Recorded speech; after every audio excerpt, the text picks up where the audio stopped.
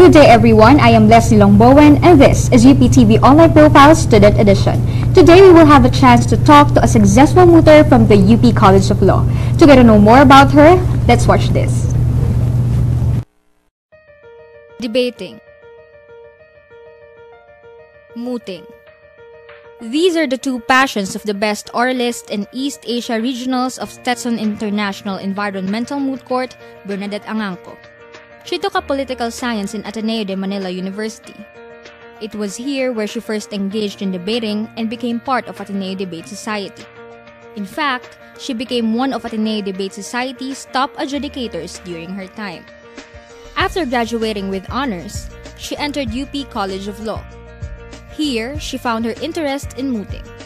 She became part of the UP Moot Court Union and eventually became its president. In 2011, she competed in the John Pictet Humanitarian Competition with her team and reached the semi-final rounds. Last year, her team also emerged as champion in Stetson International Environmental Moot Court East Asia Regionals. Bernadette Angangco, a debater, a mooter, and a student of the University of the Philippines. So good day Berna, welcome to the show. Hi. So, you have become successful in the field of mooting. Okay. Pero para sa kapakanan ng ating audiences, can you please explain the process of mooting? Well, mooting is probably can be considered mock trial. So, students from all over the world get together and we simulate proceedings before the International Court of Justice. So, normally there's a fictional legal dispute, and in the case of my tournament, it's called Stetson, it's environmental law. So there's a fake environmental problem, and then it's called mooting. So we submit pleadings, which are written documents. So that's the first phase, and then the second phase is the oral phase. So the second phase, that's when we're presenting our pleadings in court. So may pagkakahawig ba ito sa debating? Similar, but the difference between debate and moot is that debate would probably be more informal. Debate is what would take place in Congress, in the legislative, diba? In the legislative, not everybody is a lawyer, right? So what happens is, when you talk, you appeal to heartstrings, you appeal to the average, everyday, reasonable person. But when you do moot court, this time you're in front of a panel of learned judges. So a lot of the time they get actual ICJ justices or big-time lawyers or people who really specialize in international law.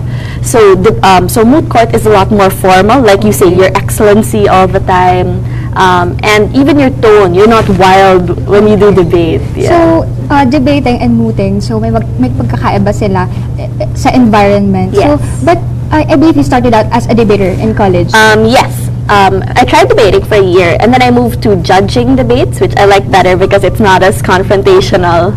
Okay. So that's what encouraged you to enter mooting. Yes. Okay. Yeah. I like thinking about things. So you're doing good in the field. In fact, you have joined the two international competitions. Yes. Yung John Pictet Humanitarian Moot Court and Stetson Environmental Moot Court. Yes. So can you please describe these two moot courts? Well, Pictet actually isn't a moot per se. Pictet is sort of like a simulation of what goes on in the international arena when you're actually dealing with international humanitarian law. So you'll be given different scenarios. So for one, we had to simulate being hostage negotiators for the International Red Cross. So they really sent us into the woods, and then we'd talk to the jury. The jury is a group of IHL experts, and they would observe how we dealt with particular situations. Okay. So what do you find the most challenging part ng pagsali sa international competitions? Preparing and researching, because it's really crazy. You have to read so much, like piles of books, piles of journal articles. So it's really stressful, yeah. And the tough part is, it's not part of the normal curriculum in law. Yeah, so it's extra work. So now that we've known you as a mooter, let us talk about your life as a UP law student. Okay. But before that, we'll be pausing for a short break. So don't go away, we'll be right back.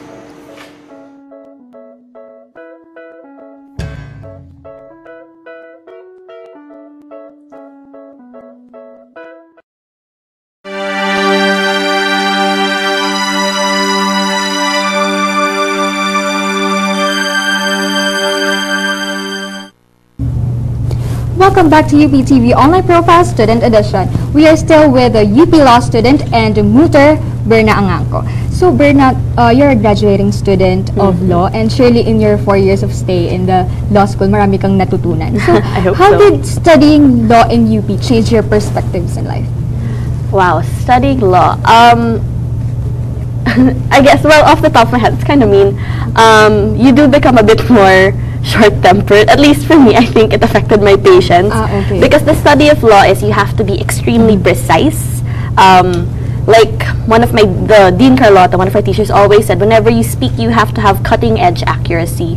Because that's the law. Parang you change one factual circumstance and the crime or the situation could change dramatically. So you have to be so precise. So now when people talk to me, I think in terms of the way I view the world, if it's not precise, if people are beating around the bush, it affects me. It goes, okay, wait, what are you trying to say? So I have to figure out what exactly it is they want.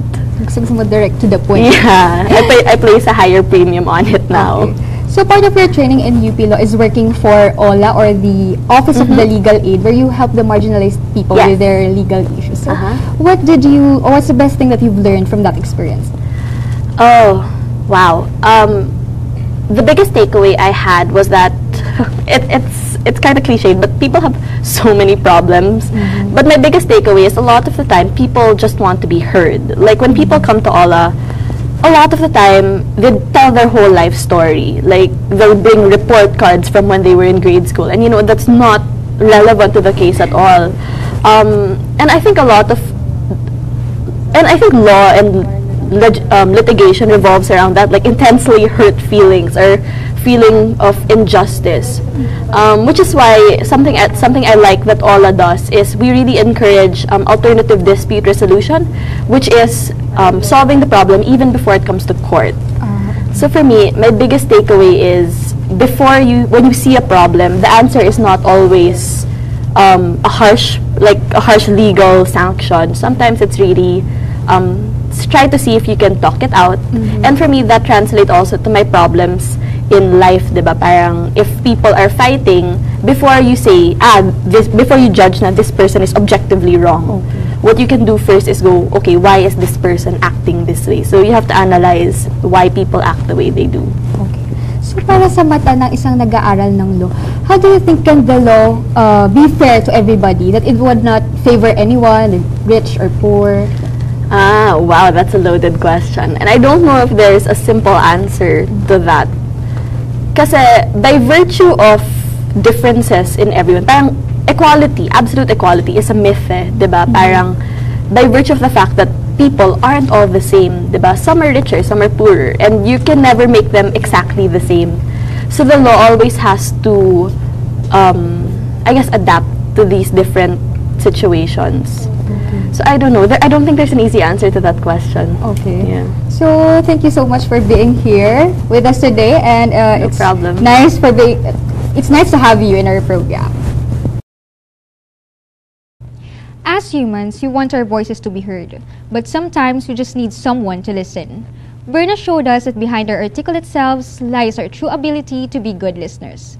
I am Leslie Longbowen, and this is UPTV Online Profiles Student Edition.